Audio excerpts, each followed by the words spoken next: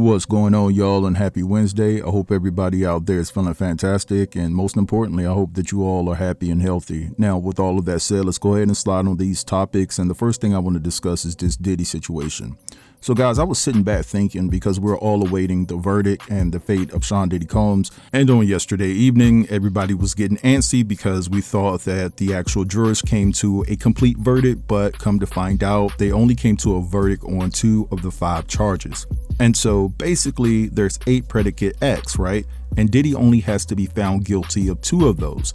And those 8 predicate acts include arson, kidnapping, coercion, forced labor, witness tampering, DRUG distribution, constitution, and I'm paraphrasing there, and trafficking, right? Now, if I'm not mistaken, you guys can feel free to drop down in the comments and challenge this. And also, if you're a legal expert, also correct me if I'm wrong in the comments, because I'm not here pretending to be someone that's legally astute. But I will say that within those 5 charges, I believe that 2 of them involve trafficking and constitution. And again, I am paraphrasing there, but those charges are directly linked to Daphne Joy and Cassie. So my question is, they must have found Diddy guilty of something on those charges 2 through 5, because why would they be deliberating about the RICO? Because at the end of the day, they may feel some type of way that he may be guilty of this, but he may not be guilty of that. And they may not feel comfortable of putting Diddy away for years because there's, some type of reasonable doubt that's going on there. Because honestly, in my mind, if they hadn't found him guilty of something, then there would be no reason to discuss the RICO charge. I'm just keeping it all the way real. Now, there was also reports that came out on yesterday that Diddy said that he's definitely fleeing the country if he can see the light of day. And get this, y'all, his reasoning is he feels that America does not deserve his presence. I mean, come on, what a bogus thing to say when you've terrorized individuals in America, right? And you think that people really care if you stick around. I mean, the audacity, right? Now, another thing I want to bring to y'all's attention is the fact that the caretaker for Kim Porter's twins actually sat down and did an interview with TMZ, and she basically talked about how Cassie caused a lot of pain to Kim and the fact that the children did not want Daphne Joy around. I want you guys to check this out, and I'll be back. You have a unique insight on the women who testified against Sean Combs. One of whom, Sean, is still paying for her legal bills, apparently.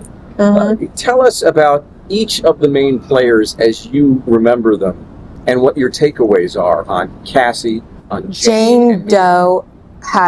I knew her before she knew Mr. Combs, and she really wanted this. She has caused a lot of ruckus in our lives in the past 3 years to where the kids didn't want her around. I feel like she is doing what she wanted to do to get what she wants. She has, I'm going to say, he has tried to break up with her, and she has really flipped out and was very angry when he had a 4th child. And that really started a spiraling. And you're talking about Jane? Yes. And then there's Cassie, who was the first star witness, who has moved on with her life. Yes. And still said from the witness stand she very much loves Sean Combs. Yeah.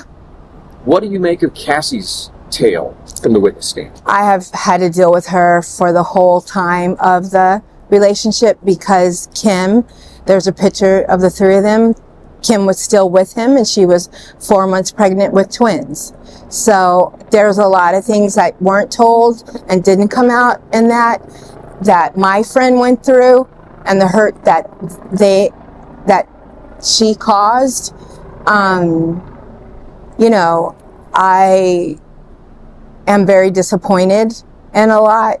She's very close to my kid, and I'm just very disappointed in things that she said, because everybody had choices and I lived it, so nobody can sit there and tell me that nobody could have done this and nobody could have did this. I lived it. Some people would say that the women are victims of a horrible man.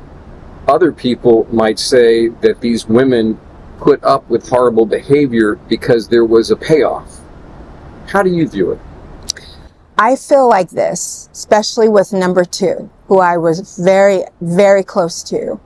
I feel that I'm not going to excuse the things that he has done that was wrong, because those are issues that he needs to work on. But they also did things that were not right, and a lot of things that were not told in court. All right, so you guys just heard all of that. Now, listen, I will say the one thing that I admire here is the fact that LaWanda didn't just cape for Diddy. She held him accountable. She said that there's some things that he needs to work on as a man. And she also held Daphne and Cassie accountable for their BS. So I have to say that I respect that, because I was expecting her to be Team Diddy based off of the fact that he's the one with the finances. She's taking care of his twins and things of that nature. So, of course, she's going to have some type of bias, or at least I thought, but she held them accountable. Now, she did go on to say that Diddy has a positive mindset, that he's reading the Bible and he's converting his life to Christianity and things like that. But at the end of the day, who wouldn't when you're facing all of this time? So I don't know if she changes her tune moving forward. I know that she's responsible for the twins. I feel sorry for Diddy's daughters, especially the one that was just born not too long ago that he had with Dana Tran.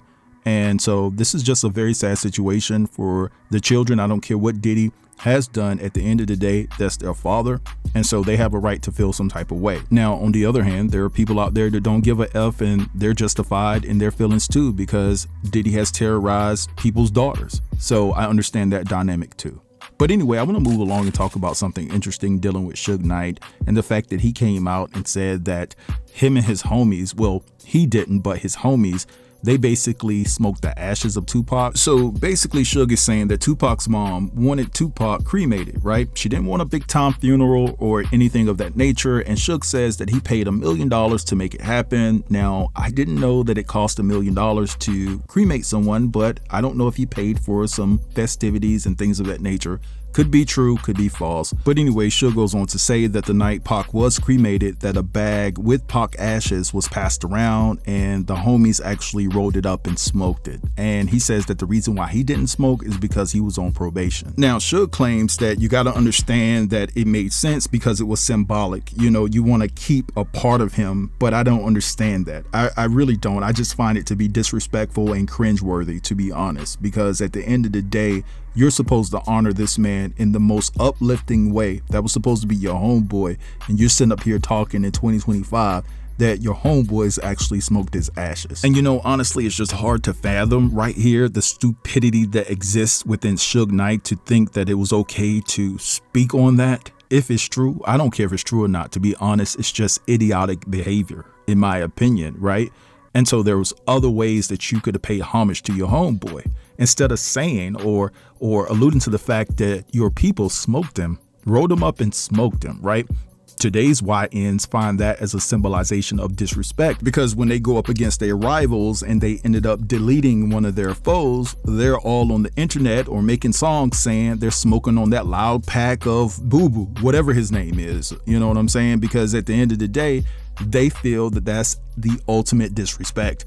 But maybe, just maybe, they think differently. At least that's what Suge is saying. He's saying that this is symbolic and that's how they feel about it. And that was the gesture that they felt was necessary to pay homage to Pac. I just find it to be stupid as hell.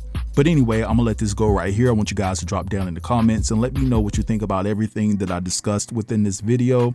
Don't forget to like, comment, share, and if you're new here, consider subbing to the channel. I'll get with you guys later. Peace.